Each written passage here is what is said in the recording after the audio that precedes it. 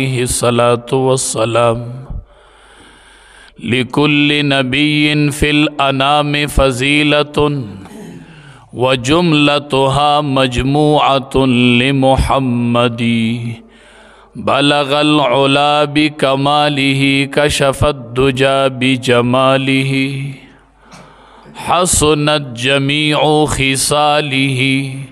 صلوا عليه وآله شوق سر درود شریف ہوا اللهم صل على محمد وعلى آل محمد كما صليت على إبراهيم وعلى آل إبراهيم إنك حميد مجيد اللهم بارك على محمد وعلى آل محمد كما باركت على إبراهيم وعلى آل إبراهيم إنك حميد مجيد عزت مندو در رمضان المبارک اخیری عشره ده اخیری ایام دی یو سو رز شپی باقی دی دا د غنیمت موقع اگنو نه د معلوم جون کی بیا دا رمضان راشی او دا شپی و رزی براشی او کنا ٹک تا چی نن منگ وایو روجه دا زما خوراک تڑکیگی او زما ابو تڑکیگی نن خوراک نشتا او سخاک نشتا روٹی نشتا او چی نشتا خود دعا قبولیت شتا دے بس چی دعا غواڑی اللہ قبلی اختر کے بچے وی او روٹی بوی خود دعا قبولیت بنے نا یو سو ما خامفاتی دی چی السائم حتی یفترا روجدار چی کل دا افطار نمخ کی دعا غواڑی اللہ دعا قبلی دا یو سو ما خامی پاتی دی چی مونگ دعا غواړو نو اللہم دعا قبلی بیا بچے یو روٹی بیو ما خام بی خود دعا قبولیت بنی دا یو سو رزی دی چی نپل پا فرضو دی و فرض پا اویاو دی بس دا یو سو رزی پاتی دی دا دا غنیمت مقوگنو عتق من النار دا اخیر عشرہ چی دا دا جہنم دا ورن خلاصی دا بی بی عائشہ رضی اللہ تعالی عنہ نبی کریم صلی اللہ علیہ وسلم نے تپوس کی دا اللہ حبیبہ کزپا لیلت القدر باندی پوشم نو کم دعا غوارم ویدی سوائے چے اللہم انکا عفو تحب العفو فاعف عنی اللہ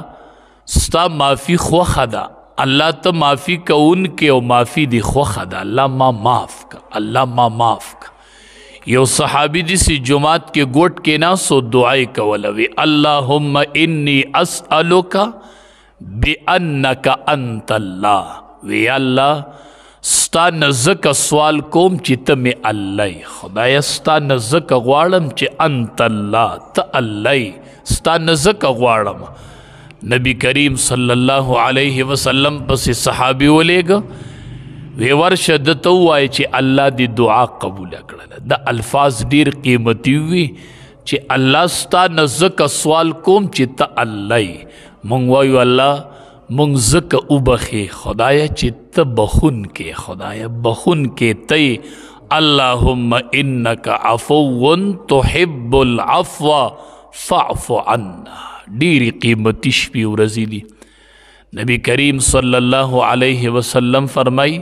ومن سقا سائمن چاچی پا یو روجدار باندی اوبا اس کولی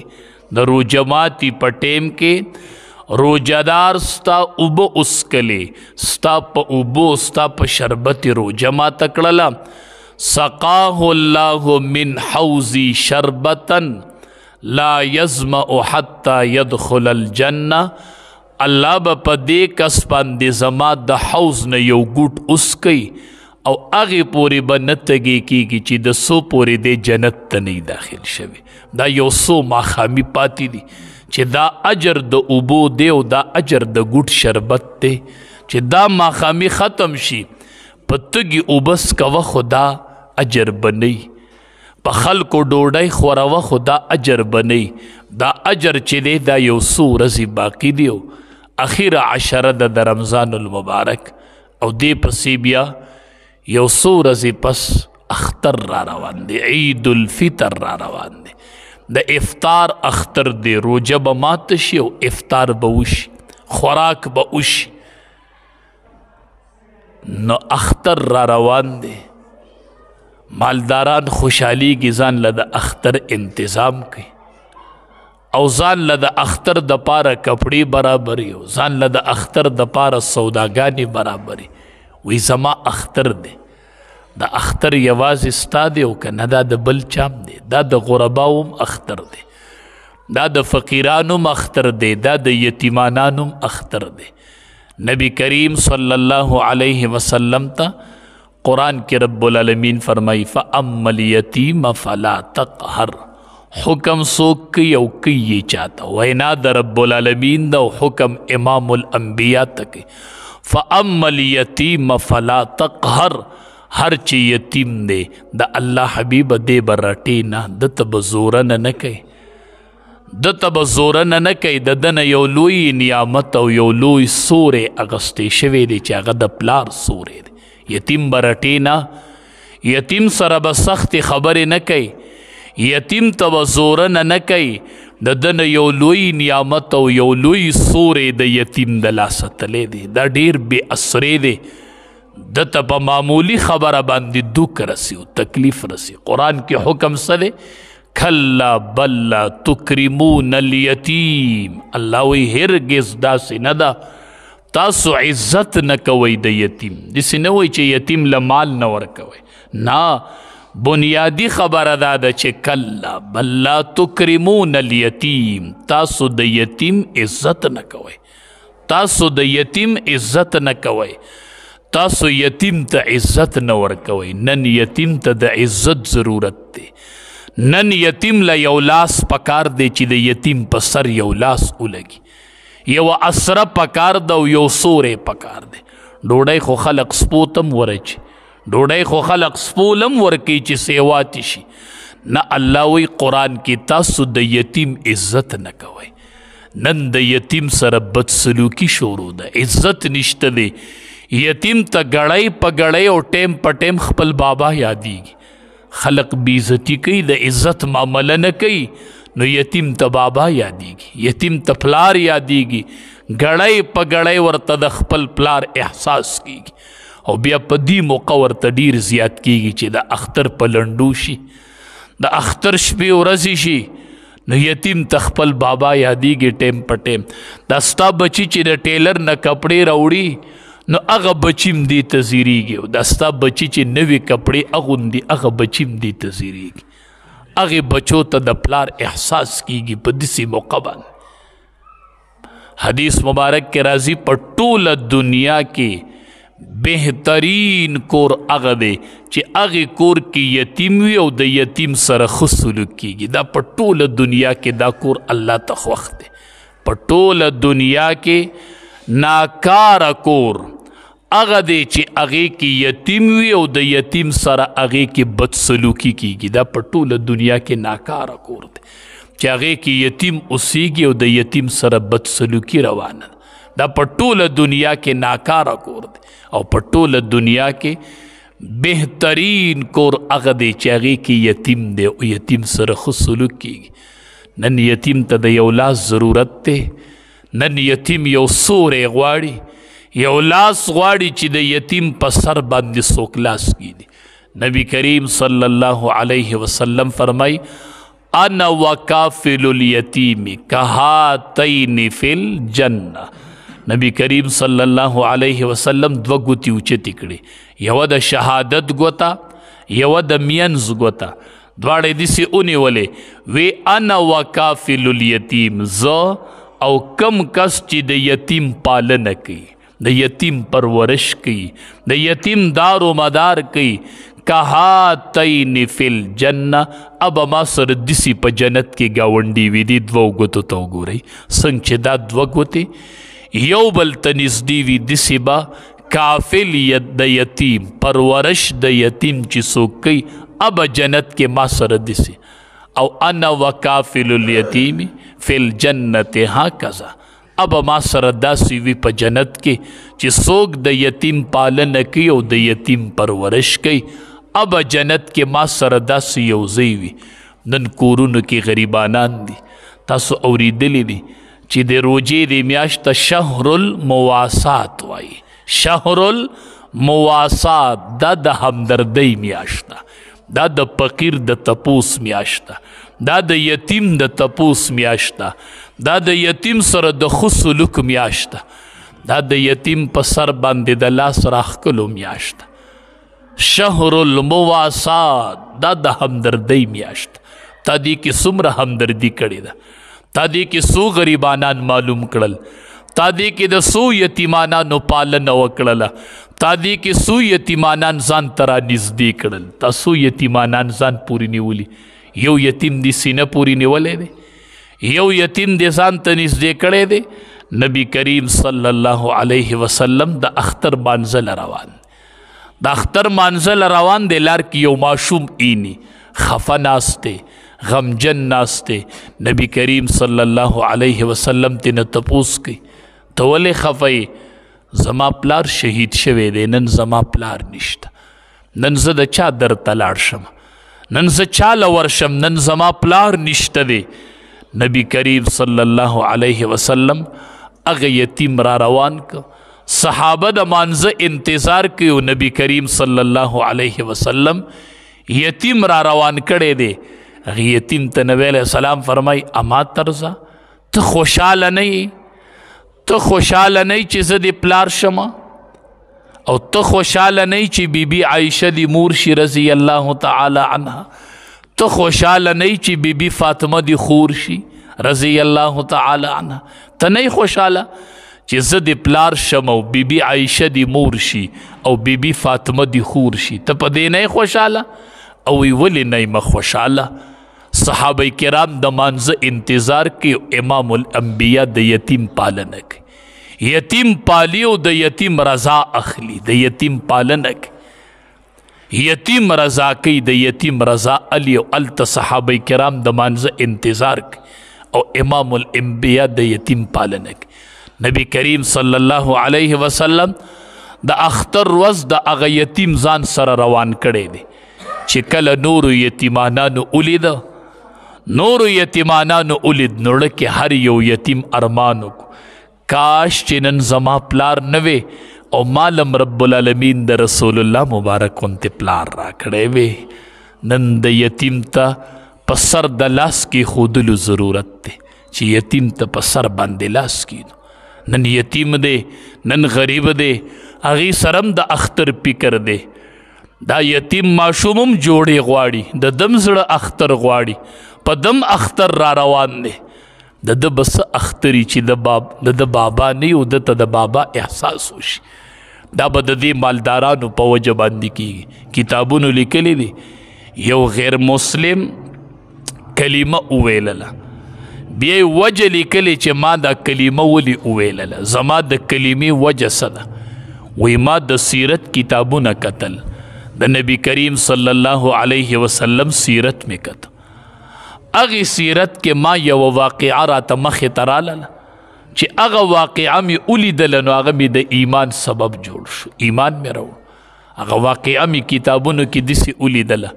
چې نبی کریم صلی الله علیه وسلم یو مجلس کې ناست دی، یو کس راغی ورته وایي د الله حبیبه زما بچی ورک شوی دی، دعا وکړه چې الله زما بچی پیدا کړي، زما بچی ورک شوی دی. نبی کریم صلی الله علیه وسلم لا سوچت کړل، دعا یې وکړل. دې کې خواته کس ناست، هغه ورته د الله حبیبه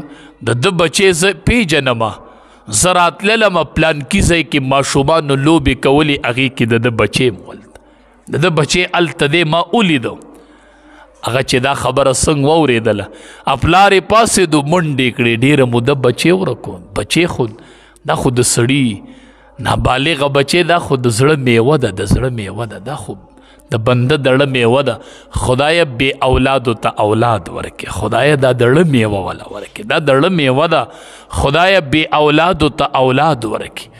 دا واړه بچی چې نابالغه دا میوه ده، میوه میوه.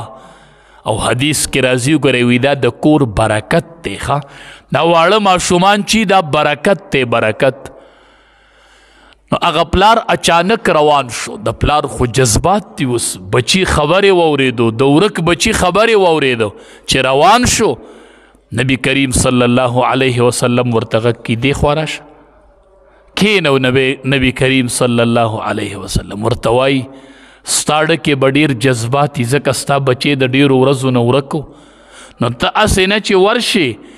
هلته ماشومان لبې کړي او ته چېرته بچي ته د بچي په نوم آواز ونه کړې. ګورې ته داسې ونه وایي چې ای زما بچیه، د بچي لفظ به نه وایې. ګورې بچي ته به نوم الې خو بچي ته به بچې نه وایې. ګورې چې ورشي هلته غږ کوي نو داسې به نه وایي چې زما بچیه، ورته به نوم والې خو بچې لفظ به نه وایي. هغه ورته د الله حبیبه ولې وایي ته ډېر دردېدلی یې، نو ته چې د بچي لفظ ووایې هغه به ډېر د درد آواز وي. نو دې ماشومانو کې به داسې ماشومان چې د هغې به پلاران وفات وي، نو هغې ته به خپل باباګان یاد شي. داسې لفظ چېرته ونه داسې ونه وایي چې ای بچیه، هغې ته به خپل پلاران یاد شي. ستا دا ډک اواز چې ولګي نو هغې ته به خپل پلاران یاد شي. نو د بچي نوم به نه وایي، بچي ته به نوم ووایي خو داسې به نه وایي چې ای بچوړیه. هغې چې د چا پلاران نشته هغې ته به خپل پلاران یاد شي. ابو وی چې کاش چې زمام پلار وې او ما ته هم داسې د مینې نه یو ډک غږ کړی وی ما چې دا واقعه وکتله ما ایمان راوړو چې دا سیرت دی، دا پیغمبر دی، د یتیم په حواله باندې داسې خو نه کوي. د یتیم په حواله امام الانبیاء امت ته دا پیغام ورکوي، امت ته دا پیغام ورکوي چې د یتیم پالنه وکړي. کتابونو لیکلی دي وی چې د چا زړه سخي زړه او دی وی چې زما زړه نرم شولی، زړه یې سخي،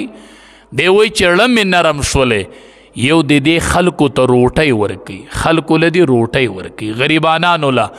او د یتیم په سر باندې د لاس راکاږي. بس د ده بړه نرم شي چې د یتیم په سر لاس راکاږي.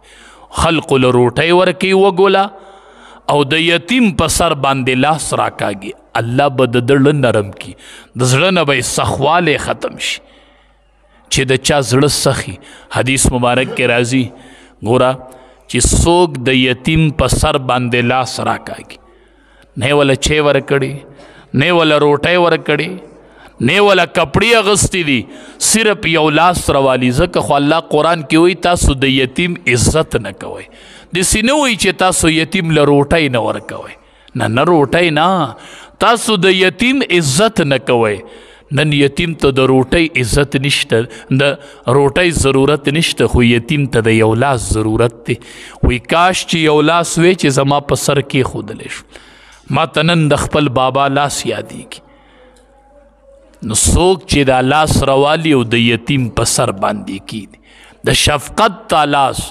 نه یې روټۍ ورکړې او نه یې پیسې ورکړې او نه یې جامه ورکړې ده، صرف دا لاس روالي او د یتیم په سر یې کېدي. حدیث مبارک کې راځي د دې د لاس د لاندې چې څومره ویښتان رالل دومره نیکۍ الله په عمل نامه کې ولیکي چې صرف د یتیم په سر باندې یو لاس راکاږو. دا څنګه د همدردۍ میاشت وه؟ تا کلي کې یتیمانان معلوم کړل، پیژنې؟ تا غریبانان معلوم کړل؟ تا یتیم ځان سره اختر کې برابر کړی دی؟ تا په دې روجه کې یتیم د ګوتې نه نیولی دی، بوستی دی بازار ته؟ تا یتیم یو دکان ته به ولی چې ځان له پکې کپړه خوښ کا؟ تا به ولی چې ځان له پکې پیزار خوښ کا؟ د اختر صرف ستا اختر دی، دا روجه وه، دا د همدردۍ میاشت وه. تا د چا سره همدردي وکړله؟ خپلو بچو له هر سړي جوړې کړي دي، 2-3 جوړې کړي دي، خپله یې جوړې کړي دي. هر سړی د اختر په تمه دی، اختر ته خوشحالیږي، وایي اختر دی او نوې کپړې بچو له راوړي. دا چې د اختر شپه شي او چې ستا دا بچي نوې کپړې راغستي او کور ته یې راوړي. ګوره نبی کریم صلی الله علیه وسلم فرمایي وایي چې کور کې غوښه پخوئ، کوشش کوئ چې د غوښې بوی په غریب ګاونډي باندې ونه لګي، چېرته بیا به د هغه بچي د هغه نه غوښه غواړي. نن ته بچو له لاس کې سامانونه ورکې، خپلو بچو له هغه په کوڅو کې ګرځي او دا غریبانان او یتیمانان ورته ځورېږي. ښه دا ورته ځورېږي. نن به یتیم ته دا احساس نه کېږي، نن به غریب ته احساس نه کېږي، نن د مالدارانو دا حال دی چې پروګرام وکي د واده او د روټۍ نو دې خوا به مالداران ناسي او دې خوا به دا غریبانان یتیمانان جدا په ډاګه کېنولي مجمع به ورته د یتیم به ګیله نه پیدا کېږي دا دین دی دا مسلمانی ده چې تا په فرق باندې هغه شاته کېنولي دي ښکاره دی لیبل لګولی دی چې دا غریبانان دي دا یتیمانان دي دا په ډاګه چې ناست او دا مالداران دي چې ناست دین دا تعلیم ورکی چې د کوشش پکې چې د غوښې بوی دی په غریب باندې ونه لګي او بیا نبی علیه السلام فرمایي چې غوښه پخوئ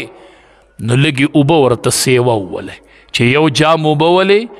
2 جامه اوبه ووله او د شوروا دی غریبانانو کې تقسیم که شهر المواسات دا د همدردۍ میاشته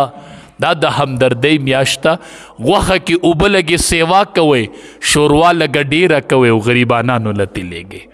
وږو لتې لیږئ وږو لتې لیږئ وږو لتې لیږئ نن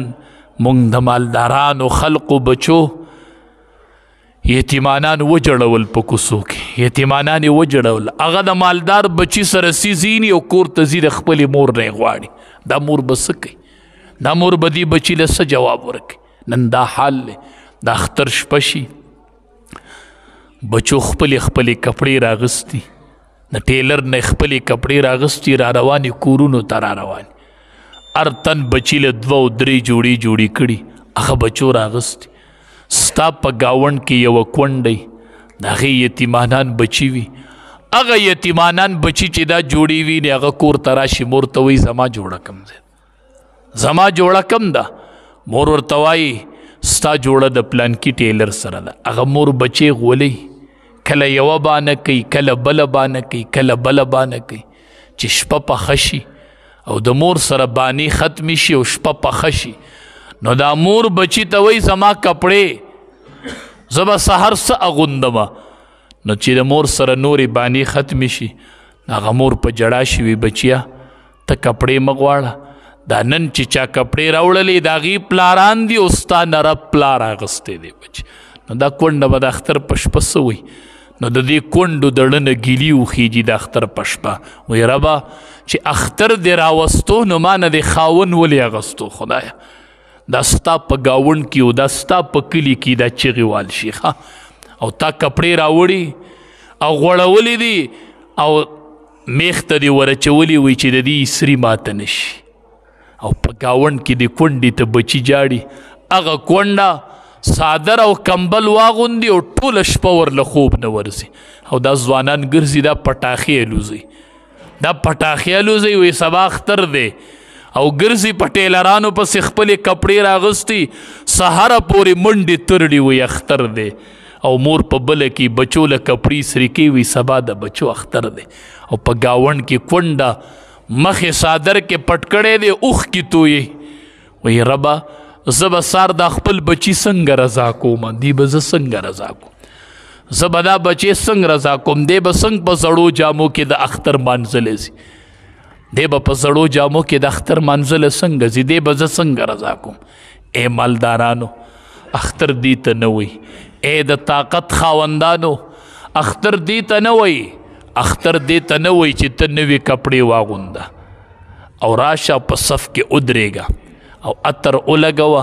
او یتیم او فقیر دی په زړو جامو کې د اختر په مانځه کې ولاړې اختر دا دی چې ته را روانې تا ځان سره یو یتیم دا د نبی علیه صلات والسلام سنت ژوندی که د اختر په ورځ یو یتیم د ګوتې نه 1900 مانځلی راوله یو یتیم له انتظام وکړه دغه یتیم راوله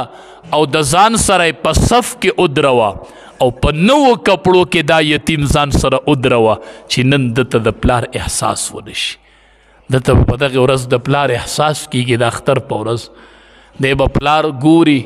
دی به پلار سیکي دته به ډېرې کمۍ مخې ته کېږي او دا دقه د اختر په شپه او د اختر په ورځ د دې خلکو لږ غور پکار دی لږ راپاسو د دې خلکو فکر وکړو چې دی په اختر کې ونه جاړي دی چرته پریاد ونه کړي الله ته د دې په سر باندې لاس کیدو دی له حوصلې ورکو دی ځان سره رانږدې کو وایي زه دې پلار یم چې دته د پلار احساس ونه شي په دغې ورځ باندې دته خپل بابا یاد نشي عثمان رضی الله تعالی عنه مالدار دی ته وي مالداران د اخرت وګټو د نبی کریم صلی الله علیه وسلم هری بیبی لای د اختر پورز یو د وخ بار سامان راوړو یو د وخ بار مال دی ته وای ښه نبی کریم صلی الله علیه وسلم د ډوډۍ میل مکړو نبی علیہ السلام را روانو نبی علیہ السلام قدمونه غستل او دول قدمونه شمارل چا ورته وی عثمان رضی الله تعالی عنہ دی قدمونه شمارل وی عثمان ولی دی قدمونه شمارل وی زکه مشمارل چې زه ډیر خوشاله وم چې تا زما کور ته څومره قدمونه اغستی دي نن به اغمره غلامان د الله په لار کې آزادوم په یو قدم به یو غلام آزادوم مال دی ته وایي ښه مال دی ته وایي عثمان رضی الله تعالی عنہ به وی درې سیزونه ډیر خوند راکړي د قرآن تلاوت کول وګله ډوډۍ ورکول او بربنډو له کپړې ورکول دا درې صفت عثماني صفات دي مالدارانو د طاقت خاوندانو روجه دي ته وایي چې ته 2 غنټې تلاوت وکې او بیا وځې 1 غنټه د وګله ډوډۍ ورکې او 1 غنټه بربنډو له کپړې ورکې کاش نن کو یتیم له ورکې او که غریب له ورکې نو په لین کې به ودرولې ښه خو ته خلقو ته یتیم ښه شرمې دا خو ته خلقو ته غریب ښه په ګوته کوي چې لین درته لګېدلی کاش چې نن عمر ژوندی وي رضی الله تعالی عنه چا به پریاد نو کړی دا پریاد به اسمان ته نو ختلی په لاره روان دی یو زنانه ولید غږ یې وکړو ودرېږه عمره ودرېږه هغه ودرېده زما بیت المال کې څه برخه شته وی وی ما ته خپله برخه راکه د بیت المال نه هغه برخه یې راوړله حواله یې کړه ورته زنانه روانه شوله غږ یې وکړو وی ودرېږه زنانه ودرېدله ورته وی زما یو درخواست دی دا په 22 لاک مربع میل حکومت کې نن دا غریبانان چاله لاړ شي دا غریب بخپل پریاد به د غریب اسمان ته نه خیږي دا اختر شپه به یو دا پریادونه به اسمان ته خیږي څوک شته نه چې خلق ورته خپل پریاد وکړي څوک شته نه چې څوک یې په سر لاس کې دي نشته عمر نشته عثمان نشته ابوبکر صدیق رضی الله عنهم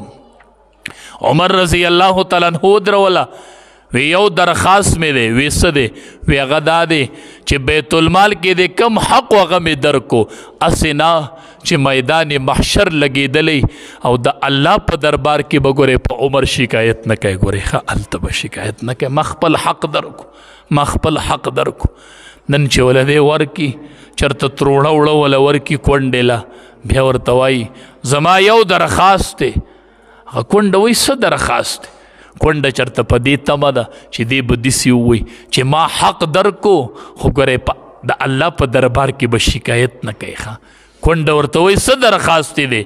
وایي یو تصویر وباسم چې فیسبوک لی ورکم الله اکبر یو تصویر وباسم چې خلقو ته پته ولګي بس خلقو له دې ورکړه او خلقو ولیده بس د الله نه اجر مه غواړه خلقو ولیده بس تا خلقو ته اخو د خلقو د پاره دې کوه ور دې کوه خلقو ولیدو بس ودې لیده زاغې کونډې ته وام ته ولې تصویر ورکوي ما ته وایي مولي صاحب زه نه ورکوم تصویر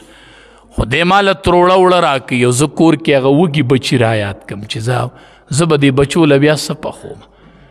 هغه ګورم خپل خاوند راته رایاد شي چې په قبر کې دی همدا زما د خاوند د عزت سودا کېږي نن نو دا کونډه ورته وایي ای به زه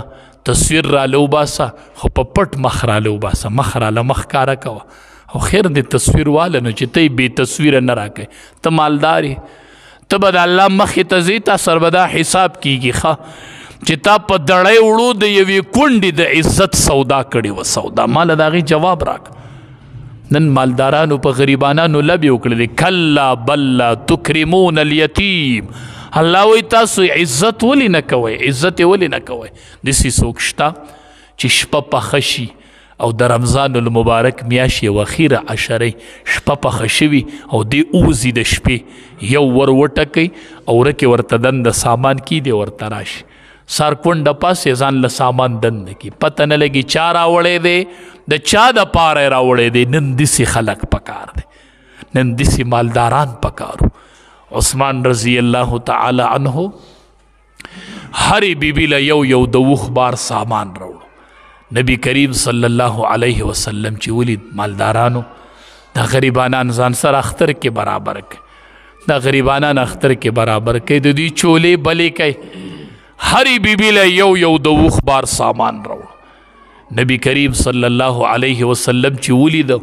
چې عثمان رضی الله تعالی عنہ هرې بیبي له یو یو د وخ بار سامان راوړي، مال دی ته وی مړه، مال دی ته وی. نبی کریم صلی الله علیه وسلم دعا وکړله، وی یا رحمانو سهل الحساب علی عثمان، اے رحمان ذاتا چې کله قیامت کې ته د خلقو حساب علی او د حساب ټیم راشي خدایا، یو په یو به خلق درځي، یا الله چې کله عثمان نمبر راشي رضی الله تعالی او عثمان ستا مخې له درشي او د حساب ټیم شروع شي، نو سهل الحساب علی عثمان، یا الله زه سفارش کوم چې د عثمان سره به آسان حساب کوي خدایا، د سره به حساب کې نرمي کوي، د سره به آسان حساب کوي. نبی علیہ السلام صحابو ته وی لکل نبی رفیق، د هر نبی ملګری، د هر نبی ملګری، ورفیقی او زما ملګری یعنی فی الجنت عثمان، زما ملګری به په جنت کې عثمان، عثمان ما تا به جنت کې یوځیو، ته به زما د جنت ملګری، ما تا به جنت کې ملګریو، ما تا د جنت ملګریو. اخر یو څو شپې ورځې دي، توبو الی الله توبة نصوحا، الله ته متوجه شو او دا باقی یو څو ورځې لږ د دې غریبانانو، د فقیرانو، د یتیمانانو تپوس وکړو. رب العالمین دې د عمل کولو توفیق راکړي. او نن زموږ مسجد ته تاسو به یې پیژنئ